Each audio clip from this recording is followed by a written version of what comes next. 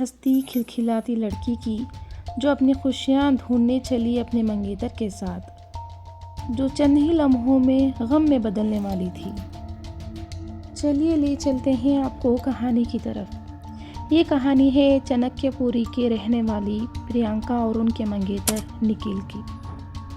प्रियंका एक एम्प्लॉय थी और प्रियंका की उम्र 24 साल थी, जो आने वाले साल में इनकी शादी होने वाली थी। शादी की तैयारियां ज़ोरों शोरों से चल रही थी। घर में बहुत ही खुशहाली का मौसम था। परिवार वाले बहुत ज़्यादा खुश थे यहाँ पर। प्रियंका भी बहुत खुश थी।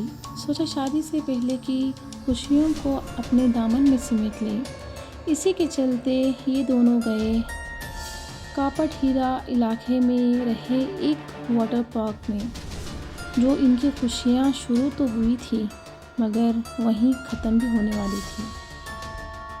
ये दोनों बहुत ज़्यादा खुश थे एक दूसरे के साथ और पार्क में बहुत ही एंजॉय किया इन दोनों ने और पानी की लुत्फ़ उठाए और सारे झूलों में इन्होंने खेला कूदा, सारे एंजॉयमेंट किए। और जैसे ही शाम के 6 बजे का वक्त था, जो आखिरी झूला था रोलर कोस्टर राइड, जहां इंतज़ार कर रही थी इनकी परेशानियां। जैसे ही इन्होंने झूले में बैठे तो अचानक ही प्रियंका का झूले का संतुलन बिगड़ गया।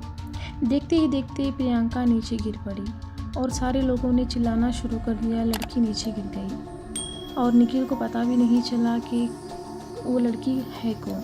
जैसे ही निखिल ने देखा प्रियंका को तो प्रियंका ज़मीन पर पड़ी हुई थी। वाटर पार्क के लोगों ने एम्बुलेंस का इंतज़ाम करवा दिया और प्रियंका की सांसें चल रही थी, मगर उन्होंने नज़दीकी हॉस्पिटल में इंतज़ाम नहीं करवाया। उनके परिवार का कहना है कि वहाँ पर पार्क में झूलों को लेकर सुरक्षा की बहुत ज़्यादा कमी थी। सेफ्टी वहाँ पर बरती नहीं गई थी।